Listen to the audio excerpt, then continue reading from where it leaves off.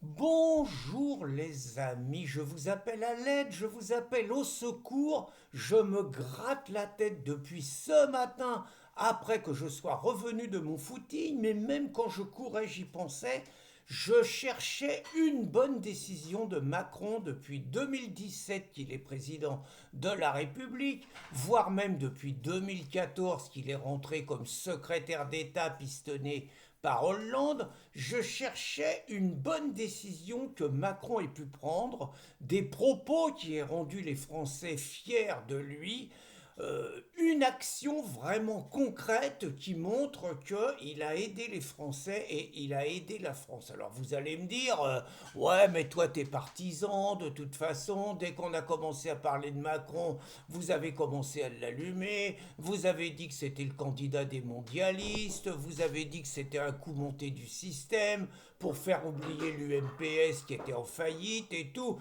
Vous ne l'avez jamais aimé. C'est vrai, mais par ailleurs, je crois faire partie des gens objectifs. Et quand un ennemi fait une chose bien, je crois faire partie des rares gens qui disent bah là il a été bon, quitte à expliquer qu'il a été bon pour des raisons qui sont mauvaises, ça c'est autre chose, hein. Donc là j'avoue que j'ai beau chercher. Hier je vous ai fait un truc, je suis parti de 2014 à aujourd'hui. Là je vais remonter ces dernières décisions.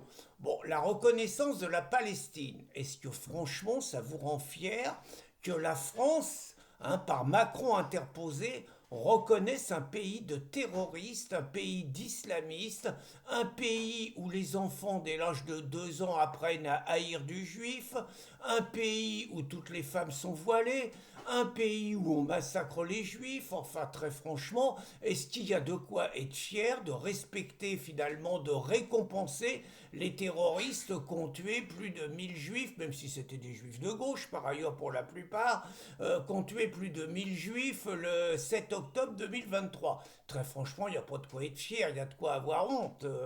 Il y a de quoi avoir honte et on n'est pas dupe, on sait très bien que c'est pour caresser dans le sens du poil la rue musulmane, l'électorat musulman et le disputer à Mélenchon pour les prochaines échéances. Donc là, vraiment, il n'y a pas de quoi être fier. Est-ce qu'il y a de quoi être fier que Macron ait fait de la France le fer de lance de la lutte contre la Russie, au service d'une Ukraine totalement mafieuse, d'une Ukraine où le nazisme n'est pas énormément combattu, c'est le moins qu'on puisse dire, et donc au service des mondialistes qui n'ont qu'un objectif, c'est empêcher un rapprochement entre l'Europe et la Russie pour faire finalement de l'Europe de Brest à Vladivostok une puissance qui puisse concurrencer les États-Unis et s'affirmer dans le monde.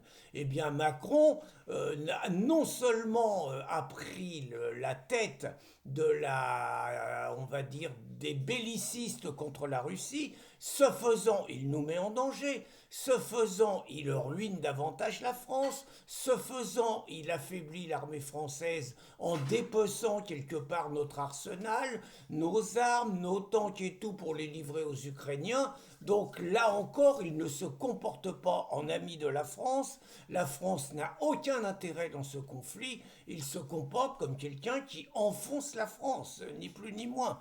Alors après, je suis prêt à chercher d'autres choses, hein. Est-ce que pendant le Covid, il a aidé la France en mettant 600 millions sur 600 milliards sur la, oui, 600 milliards sur la table, soi-disant quoi qu'il en coûte, quand finalement il a arrêté l'activité du pays, quand finalement il a confiné les gens, quand finalement il a provoqué les non-vaccinés en disant qu'il allait se faire un plaisir à les emmerder, quand il a imposé le pass sanitaire, quand il a contraint les jeunes sportifs à se vacciner, quand il a contraint des millions de salariés à se vacciner, quand il a privé l'hôpital de milliers de soignants qui n'ont eu aucun droit, est-ce que très franchement il a aidé la France? Est-ce qu'il a aidé les Français? Aujourd'hui on voit le résultat, c'est que depuis la venue de Macron, la dette a augmenté de 1300 milliards.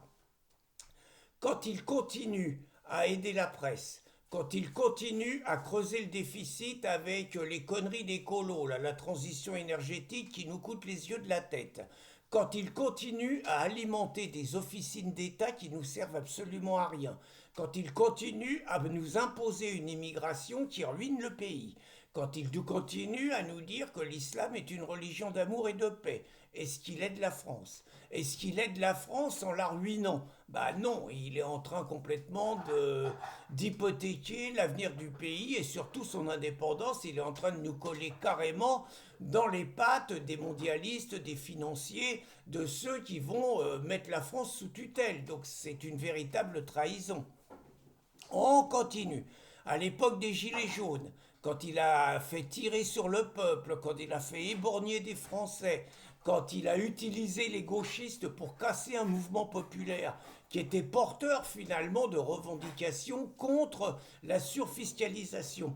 Est-ce qu'il a aidé les Français? Est-ce qu'il a aidé la liberté? Ou est-ce qu'au contraire, il a montré que l'État profond, l'appareil d'État, était au service des possédants contre les révoltes populaires, avec par ailleurs la complicité de l'ensemble de la classe politique?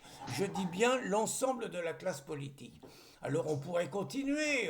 Est-ce qu'il y a un président dans le monde qui a expliqué que l'armée française en Algérie s'était comportée comme des tortionnaires et qu'on avait des excuses à présenter?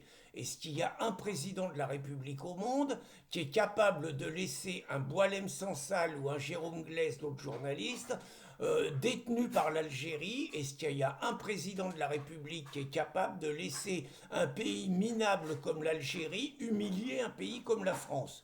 Je crois que ça n'existe pas.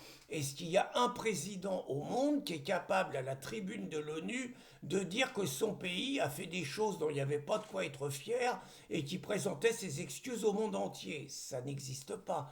Est-ce qu'il y a un président qui, quand il va dans une île à Saint-Martin, est capable de rouler des patins à deux blacos qui ont le pantalon baissé sur les genoux, dans des attitudes parfaitement curieuses, c'est le moins qu'on puisse dire, et qui pose des questions sur la réalité de Macron? Ça n'existe pas.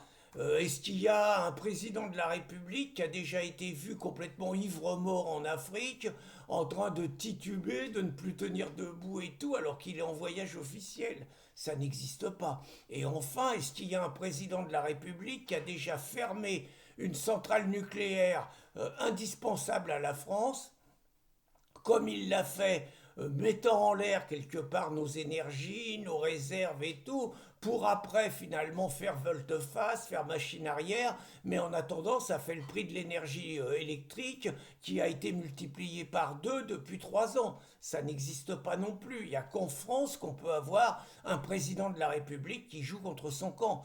Et dernière chose, est-ce que ça existe, un président de la République qui, quand il est secrétaire d'État, vend un joyau de l'industrie nucléaire Alstom, un truc indispensable pour que la France reste souveraine et indépendante, pour leur acheter une partie 5 ans plus tard en le payant 2 fois plus cher? Ça n'existe pas. Et d'ailleurs, je vous invite à lire, à acheter le livre que devait écrire Marlex. Hein, moi, je l'ai, je me le suis procuré, je l'ai gardé sous le coude et je vais l'étudier de près.